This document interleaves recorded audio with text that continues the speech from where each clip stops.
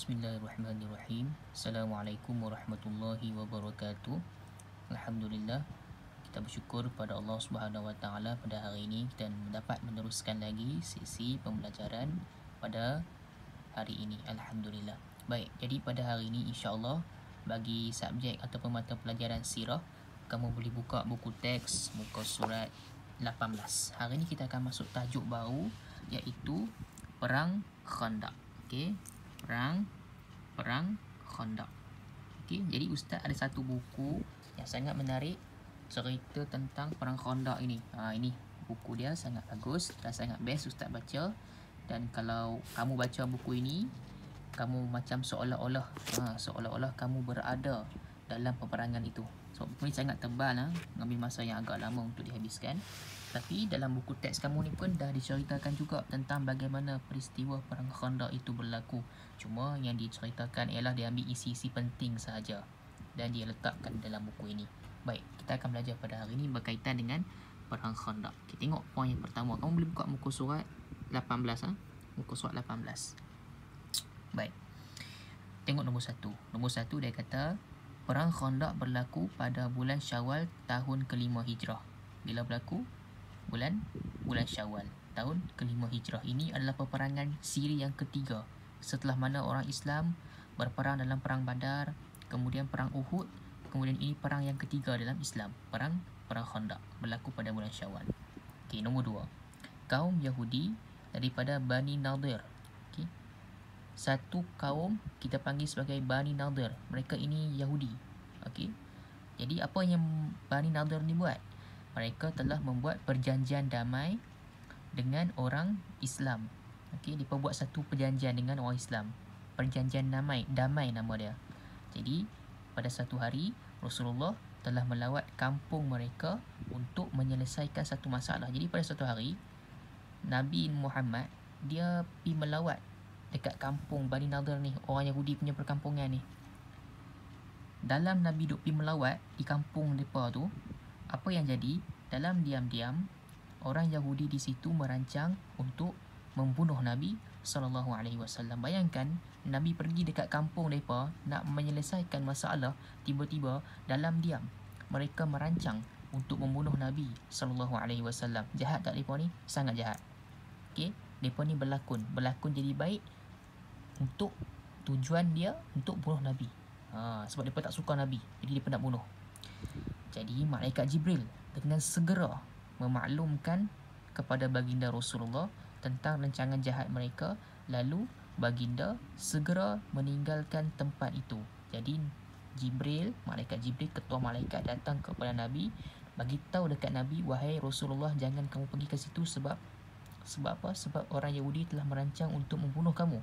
Maka Nabi SAW meninggalkan tempat itu dengan segera. Jadi yang keempat, apa yang berlaku lagi kisah dia? Bani Nadir akhirnya diusir keluar. Jadi bila mana Nabi dapat tahu yang kata mereka nak dibunuh, maka dengan tegasnya Bani Nadir yang tadi merancang nak bunuh Nabi diusir. Apa maksud usir? Halau. Okey, halau. Dihalau keluar dari Madinah. Bani Nadir mereka ini tinggal di Madinah. Jadi bila mana orang Islam datang berhijrah ke Madinah, maka telah berlaku satu perjanjian. Nabi dengan orang Yahudi, orang Islam dengan orang Yahudi buat satu perjanjian damai. Tak nak berperang, tak nak berlaku pembunuhan. Tiba-tiba orang Yahudi tipu. Mereka buat satu benda yang telah melanggar perjanjian, nak bunuh Nabi. Maka dalam perjanjian tu siapa-siapa yang melanggar maka boleh dihalau. Jadi Bani Nadir ini diusir ataupun dihalau keluar daripada Madinah kerana telah mengkhianati. Nampak macam Ustaz cakap tadi, mengkhianati ni maksudnya tipulah, tak patuh kepada perjanjian yang telah dibuat. Tengok yang kelima pula. Kaum Yahudi yang telah dihalau itu telah menemui kaum Quraisy untuk bergabung tenaga memerangi Islam. Jadi orang Yahudi yang kena halau tadi ni, mereka pergi ke Mekah, mereka pergi minta tolong dekat kaum Quraisy. Kaum Quraisy. Peperangan Badar dan peperangan Uhud, orang Islam menentang dengan kaum Quraisy. Perang Badar orang Islam menang. Perang Uhud orang Quraisy menang. Jadi dalam peperangan yang ketiga ini berlakunya macam mana orang Yahudi minta bantuan kepada orang Quraisy untuk perang dengan orang Islam yang berada di Madinah. Hasil perbincangan, orang Quraisy bersetuju dan mereka buat satu pakatan ataupun satu gabungan tentera sejumlah berapa? 10,000. Banyak tak 10,000? Sangat banyak. Bayangkan orang Quraisy bergabung dengan orang Yahudi. Dua tenaga gabung perang orang Islam. Daripada pelbagai suku Quraisy. Ada macam-macam latar belakang. Kita panggil apa? Latar belakang masyarakat. Ada kaum Nadir, kaum Ghatafan dan sebagainya. Mereka ini bergabung untuk perang dengan orang Islam. Sebanyak berapa? Sebanyak 10,000. Okay.